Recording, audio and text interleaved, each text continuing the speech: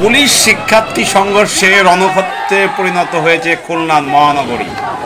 দুপুর 12টা থেকে শিক্ষার্থীরা খুলনা নগরীর রয়্যাল মোড়ে 9 দফা দাবিতে আন্দোলন কর্মসূচি পালন করার লক্ষ্যে একত্রিত হলে প্রথমে পুলিশ বাধা দেয়।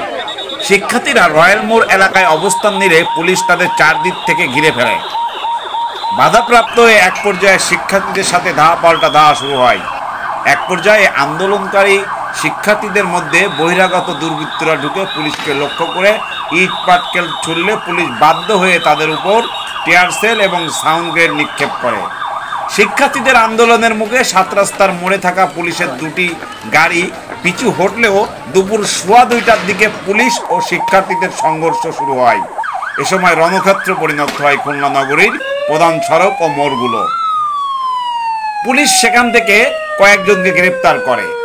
এ সময় পুলিশ নগরীর শান্তিধাম মোড়, রয়্যাল মোড়, শাস্ত্রার্থ মোড়, ফুল মার্কেট এলাকা নিজেদের নিয়ন্ত্রণে নেই। সাইফুল্লাহ তারেক, প্রবাহ নিউজ ডেস্ক, খুলনা।